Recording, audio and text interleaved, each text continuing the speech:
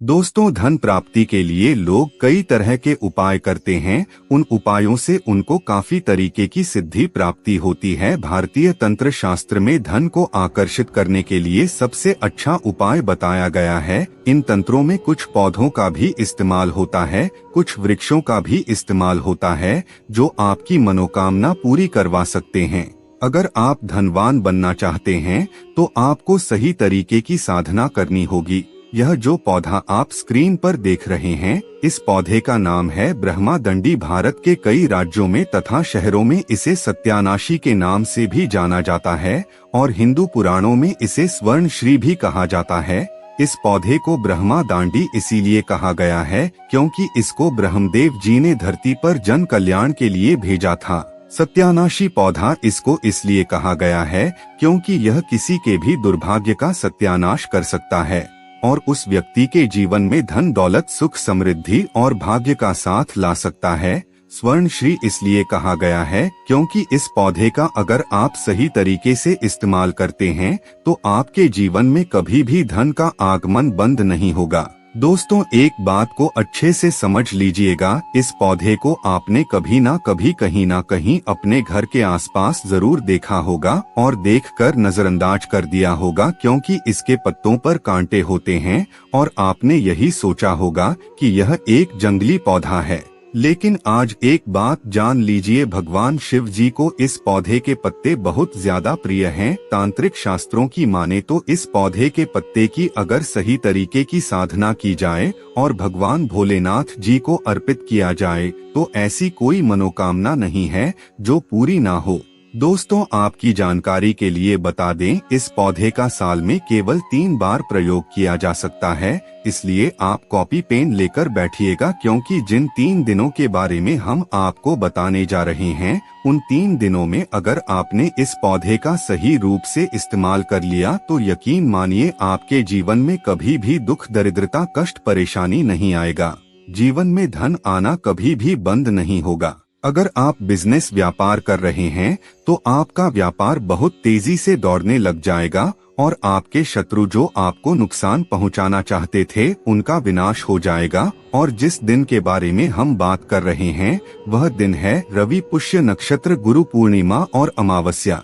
इस पौधे को अगर आप ध्यान से देखते हैं तो इसका जो फूल होता है वह गोल्डन येलो कलर का होता है। इसके फूल को अगर आप तोड़ेंगे तो उसमें से जो दूध निकलता है वह सुनहरा कलर का होता है। यानी यह जो पौधा है यह लोगों के जीवन में केवल धन ही लेकर नहीं आता बल्कि आयुर्वेदिक भाषा में इस पौधे को उत्तम पौधा माना गया है। जिसका मतलब यह है कि कोई अगर आपका ऐसा रोगी है जिसके ऊपर लाखों रुपए खर्च कर चुके हैं और इस पौधे का सही तरीके से आयुर्वेदिक गुण अपनाते हुए आप उपयोग करते हैं तो आपके जीवन से कई तरीके के रोग खत्म हो जाते हैं। दोस्तों, इस वीडियो में हम आपको सिर्फ इसके तांत्रिक गुणों के बारे में बताने वाले हैं। आयुर्वेदिक गुण के बारे में एक अलग सी वीडियो हम बना लेंगे क्योंकि अगर हम आयुर्वेदिक और तांत्रिक दोनों गुण के बारे में बात करेंगे तो वीडियो काफी ज्यादा लंबा हो जाएगा। इसीलिए इस वीडियो में हम आपको इस पौधे के तांत्रिक गुण बताने जा रहे हैं जिसका प्रयोग करके आप अपने जीवन में धन दौलत सब कुछ प्राप्त कर सकते हैं।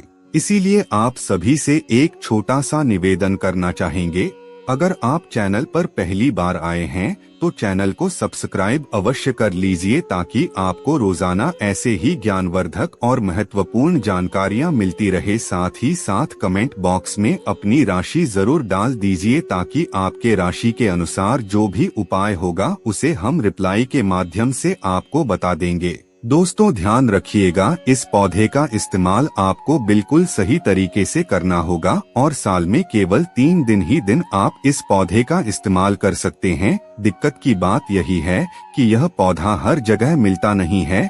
यह पौधा जंगल में या फिर सूखी जगह पर मिलता है। लेकिन आज के बाद अगर आपको यह पौधा दिखता है तो हो सके तो इसे जड़ से ही उखड़ करके इसे काला गमले में लेकर आ जाइए। अगर आप इस पौधे को काले गमले में अपने घर पर लेकर आते हैं तो यह माना जाता है कि आपके घर से नकारात्मक शक्तियां हमेशा हमेशा के लिए चली जाती हैं और सकारात्मक शक्तियों का वास आपके घर में हो जाता है। दोस्तों, अब जो क्रियाएं हम आपको बताने जा रहे हैं, एक एक करके वह माता लक्ष्मी जी के लिए बताने जा रहे हैं, जिसको अपनाकर आपके जीवन में हमेशा धन आना शुरू हो जाएगा। और जो दूसरी क्रिया होगी वह भगवान शिव के लिए होगी, क्योंकि भगवान शिव का अगर आपको आशीर्वाद प्राप्त करना है तो इसके पत्तों का इस्तेमाल करना होगा। और तीसरी क्रिया होगी शनि देव महाराज जी के लिए, जिनकी कृपा अगर आपको मिल जाए तो आपका राहु केतु तो अच्छा हो जाएगा और कभी भी आपके ऊपर कष्ट नहीं आएगा। तो चलिए सब एक एक करके जानते हैं। दोस्तों, अब सबसे पहले इस पौधे का जो रवि पुष्य नक्षत्र के दिन इस्तेमाल करना है, इस पौधे को आप कहीं भी उगा हुआ देख लीजिए। रवि पुष्य नक्षत्र पर सूर्यास्त से पहले आपको इस पौधे का एक फूल तोड़ना है, फिर सूर्यास्त के बाद आपको इसका फूल लेना है। माता लक्ष्मी जी को एक घी का दीपक अर्पित करना है, यानी माता लक्ष्मी जी के कला चित्र के सामने आपको एक घी का दीपक जलाना है और इस फूल को अर्पित करना है। उसके बाद आपको माता लक्ष्मी जी के बीज मंत्र ओम श्रीम श्रीये नमः का जाप 1001 बार करना है। दोस्तों, 1001 नंबर जो होता है वह माता लक्ष्मी जी का सबसे प्रिय नंबर होता है। और अगर आप इस फूल को अर्पित करने के बाद 1001 बार इस मंत्र का जाप कर लेते हैं तो यकीन मानिए आपके जीवन में कभी भी धन की कमी नहीं होगी। आपके जीवन में धन खींचा हुआ चला आएगा और आपका जो पहले व्यापार नहीं चल रहा था वह तेजी से चलने लग जाएगा। बस आपको रवि पुष्य नक्षत्र के दिन जैसा हमने आपको बताया है, ठीक उसी तरीके से इस उपाय को करना होगा, फिर आपके जीवन में धन पानी की तरह आएगा। दूसरा उपाय है गुरु पूर्णिमा के दिन इस पौधे को इस्तेमाल कैसे करना है, उसे ध्यान से सुन लीजिए। आपको गुरु पूर्णिमा के दिन सिर्फ इस पौधे का एक पत्ता तोड़ना है, एक तांबे का लोटा लेना है जिसमें शुद्ध जल हो और किसी भी शिव मंदिर में जाकर के भगवान भोलेनाथ जी पर जल अर्पित करते हुए इसका एक पत्ता चढ़ना है और 508 बार ओम नमः शिवाय का जाप करना है।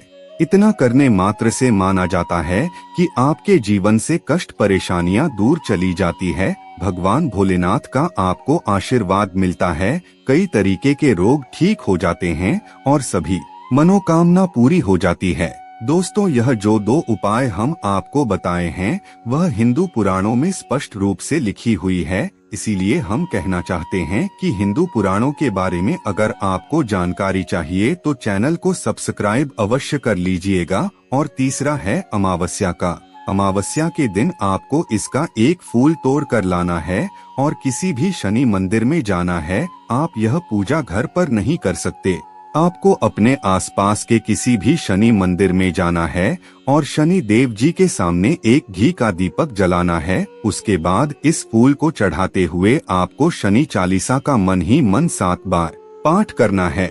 दोस्तों, अगर आप सूर्यास्त के बाद इस उपाय को कर लेते हैं तो यकीन मानिए आपको इतना फायदा होगा कि आप अंदाजा भी नहीं लगा सकते। आपके राहु केतु आपके साथ नहीं दे रहे थे तो वह आपके साथ हो जाएंगे। आपके जो नवग्रह हैं जो आपके खिलाफ खड़े हुए थे वह आपके प्रति समर्पित हो जाएंगे और आप जो भी कार्य करेंगे उस कार्य में आपको निश्चित रूप से सफलता की प्राप्ति होगी। इसीलिए इन उपायों को एक बार जरूर करके देखिए, आपका जीवन बदल जाएगा। मित्रों, आज की वीडियो में बस इतना ही। फिर मिलते हैं किसी नई जानकारी के साथ, तब तक के लिए धन्यवाद।